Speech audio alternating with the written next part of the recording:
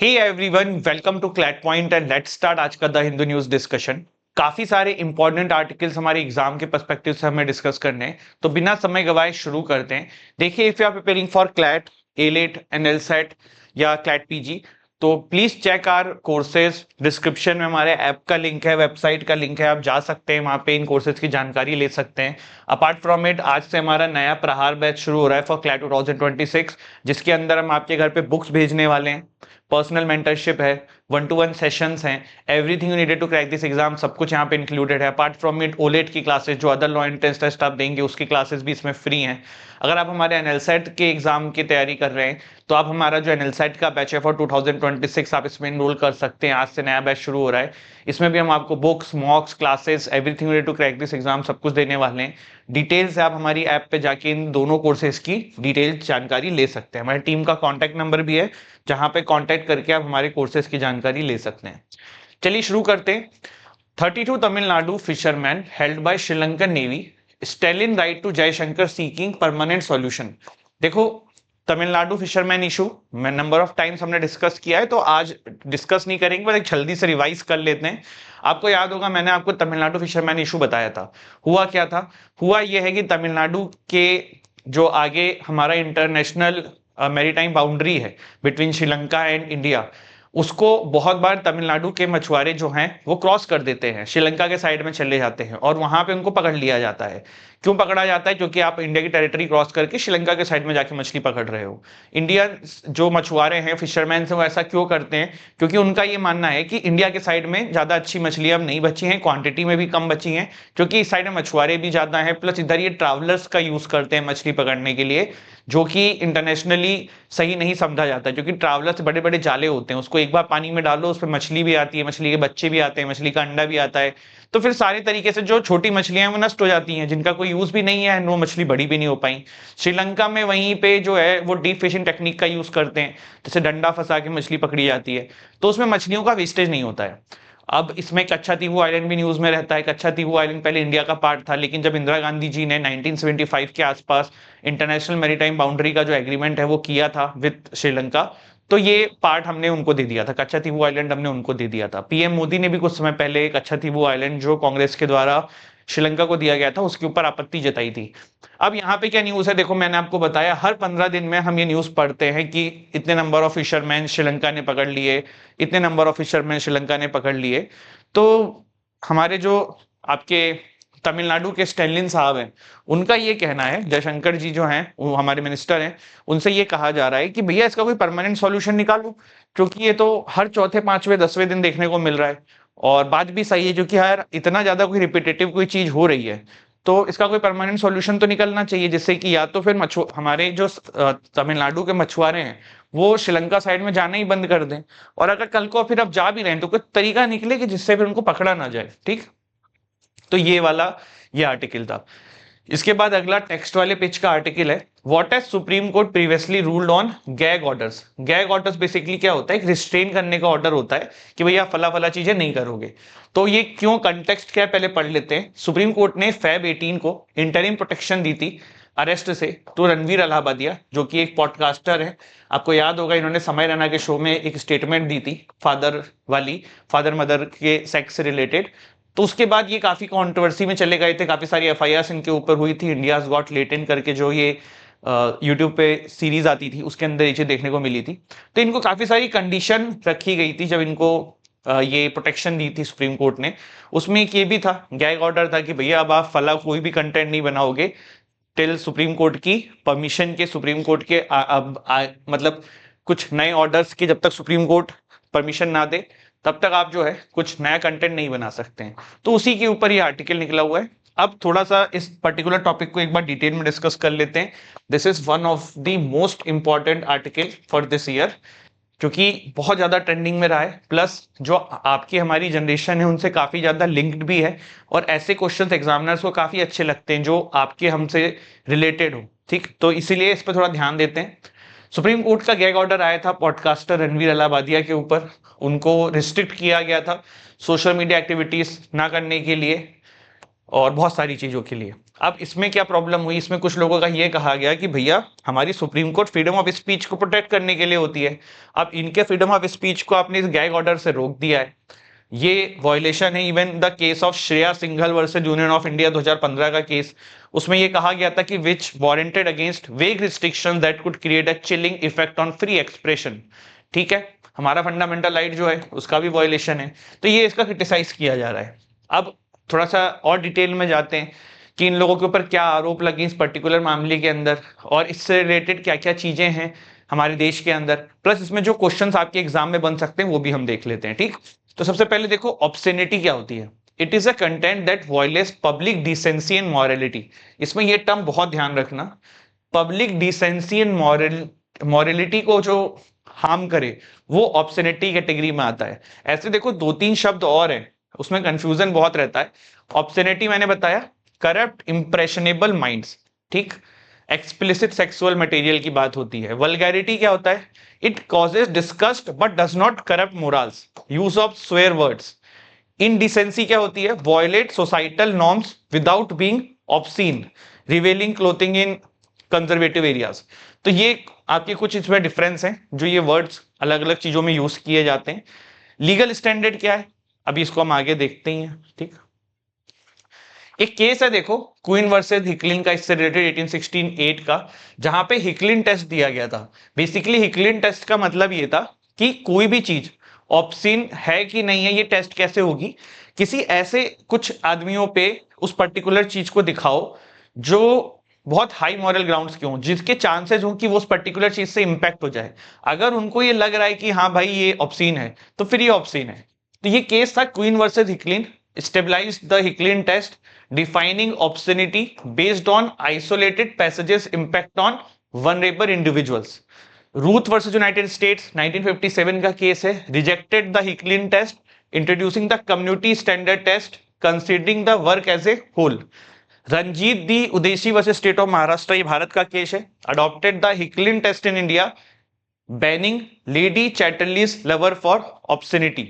ठीक, देन आगे बढ़ते हैं, Avik Sarkar versus state of West Bengal 2014 का ये केस है, supreme court shifted the community standard assessing obscenity based on evolving social norms. अभी हमारे देश में 2014 का सॉरी 2024 का कॉलेज रोमांस केस था, इसके अंदर सुप्रीम कोर्ट ने कहा था कोर्ट डिस्टिंग्विश प्रोफेनिटी फ्रॉम ऑब्ससेनिटी। देखो एग्जाम में ना, अब ये केस में क्या था, ये आप जब लॉ स्कूल में जाओगे तब आपके काम का है। मैंने क्या बोला, एज ए तैयारी करने वाले एस्पिरेंट आपको बहुत ज्यादा डिटेल में नहीं जाना है, आपको उतना ही पढ़ना है जितना आपके एग्जाम के अंदर हो। अभी कुछ बच्चों के अंदर एक ऐसी रुचि आ जाएगी कि सर ये जो केसेस हुए इसकी स्टोरी क्या थी, फैक्ट्स क्या थे। तो ये जब आप लॉ स्कूल में जाओगे वहां पे एग्जाम में आपको यही लिख के आना है, तब बेटा पढ़ लेना। अभी आप सिर्फ सारांश समझो कि केस का क्या निकला है। अगर आपसे कुछ पूछ लिया जाए कि इस पर्टिकुलर केस के अंदर क्या चीज निकल के आई थी, चार ऑप्शंस दे दिए, तो आप कर ले जाओ। तो आपका यहाँ पे पर्सपेक्टिव ये होना चाहिए कि हमें आंसर सही लगाने और हमें बेसिक बेसिक चीजें पता होनी चाहिए। अब अगर आप इन केसेस का सबका फैक्ट्स समझने लग जाओगे, कहानी समझने लग जाओगे, तो आप अननेसेसरी आपका कंटेंट बढ़ा रहे हो जो एग्जाम में आपके लिए नहीं काम का है। तो ये चीज आप ध्यान रखिएगा।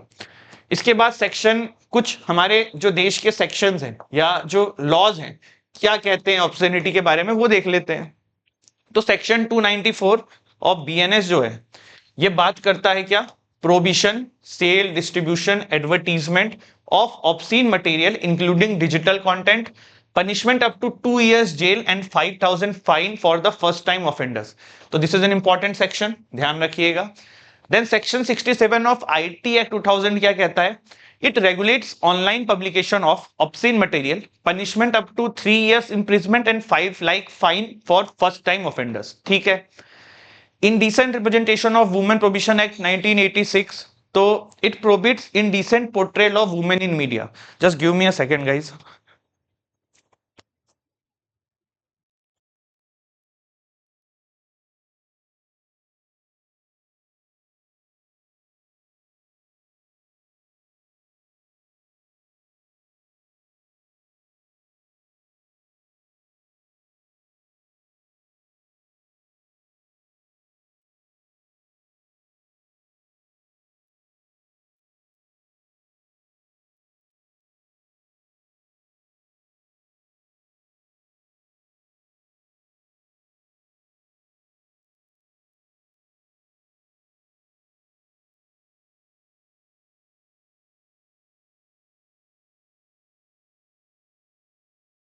गाइस ये 10-20 सेकंड आप स्किप कर लेना। Indecent representation of women provision act 1986 ये क्या कहता है? It prohibit indecent portrayal of women in media. ठीक है। Cable television network regulation act 1995 कहता है रेगुलेट्स टीवी कंटेंट स्टैंडर्ड्स। अब ये देखो, ये वाला इस पे तो नहीं लगेगा क्योंकि ये यूट्यूब पे हुआ था। Cinematographer act 1952 governs film certification. देखो, यहाँ पे हम सिर्फ इस पर्टिकुलर केस की बात भी नहीं कर रहे हैं, हम ये भी समझ रहे हैं कि भारत में और भी क्या लॉज हैं। जैसे अगर टीवी चैनल्स पे कुछ आएगा तो ये हुआ, मूवीज में आया तो ये हुआ। आपको पता है बहुत सारी मूवी पे ना ए लिखा रहता है, इसका मतलब होता है अडल्ट रेटेड, मतलब सिर्फ अडल्ट कंटेंट है, इस तरीके की चीजें होती हैं। Young person harmful publication act 1956 it protects minors from explicit content. अब बताओ, ये एक्ट यूट्यूब पे तो लागू नहीं हो रहा है और यूट्यूब पे तो माइनर भी देख रहा है। देखो प्रॉब्लम क्या है, मैं आपको ना इन सब चीजों के बारे में बताऊं उससे पहले एक चीज बताता हूं। अभी गलत सही एक अलग बात है। कोई आप में से ये सोच सकता है कि जो भी ये रणवीर अलाहाबादिया ने बोला वो सही है, या जो रिबेल किड बोल के गई वो सही है, जो समय रैना का जो पर्टिकुलर सीरीज है ये सही है। तो देखो एक बात मैं आपको बताता हूँ, कुछ लोग कह रहे हैं कि सिर्फ मेंबर्स ओनली था। तो पहली चीज तो मेंबर्स के परचेज पे आपने रेस्ट्रिक्शन नहीं लगा रखा कि कौन खरीदने वाला है। दूसरा ये कि मेंबर ओनली नहीं रह जाता यार, लोग डाउनलोड करके हर जगह प्ले करते हैं। कैसे रील बाहर आई, मतलब लोगों ने सुना समझा। तीसरी चीज, क्या ये इतना कॉमन हो गया है गाली गलौज देना या इस तरीके की बातें करना, और इससे होगा क्या? इससे जो छोटी जनरेशन है, जो बच्चे हैं अभी जो बड़े हो रहे हैं, वो इन सब चीजों को कूल समझेंगे। एक लड़का एक लड़की को इस तरीके के गंदे वर्ड्स यूज करेगा, उसको कूल समझेगा। लड़की उसको सुनेगी तो वो भी कूल समझे, क्योंकि ये नॉर्मलाइज किया जा रहा है यूट्यूब पे। अभी कुछ लोग यहाँ पे बोलेंगे नहीं सर वो सही है आप लोगों के हमारे बीच में एज गैप है। अरे क्या एज गैप है भाई? एज गैप का मतलब ये थोड़ो है कि आप कुछ भी चीजों को सही बता दोगे। और वेस्टर्न कंट्रीज में आज की डेट में क्या है, सब अकेले हैं, सब बहुत ही ज्यादा चीजें नॉर्मलाइज हैं, हुकअप कल्चर एवरीथिंग सब कुछ बहुत नॉर्मलाइज है। वहां पे 9th 8th क्लास में बच्चे बड़े हो जाते हैं। ये धीरे धीरे इंडिया में भी आ रहा है, और अगर ये सब चीजें ऐसी चलती रही तो और आएगा। देखो, समय रहने के शो में कोई दिक्कत नहीं है, बट आप उसको फिर ऐसी जगह पे डालो जहां पे एक 12 साल का बच्चा उसको एक्सेस ना कर पाए। बट क्या अभी नहीं कर पाएगा? कर लेगा ना, करेगा ही, क्योंकि यूट्यूब पे है, कोई भी देख सकता है। तो पॉइंट यहां पे ये है कि आप लोगों का अपना ओपिनियन हो सकता है इस मामले में, लेकिन द थिंग इज कि ये चीज इंपैक्ट कैसे कर रही है, वो कर रही है क्योंकि हम लोग इतने ज्यादा स्टूडेंट से मिलते हैं। मैं आपको बता रहा हूं, अब ये बहुत नॉर्मलाइज हो रहा है, स्टूडेंट के माइंडसेट में ये चीज फिट कर दी जा रही है, बच्चों के माइंडसेट में फिट कर दी जा रही है कि भैया गाली देना इज ओके, इस तरीके की बातें करना लड़के लड़कियों के बीच में ओके। और फिर ये ओके ओके करते हुए बात बहुत ज्यादा बिगड़ जाती है। आप लोग समझदार हैं, समझ रहे होंगे।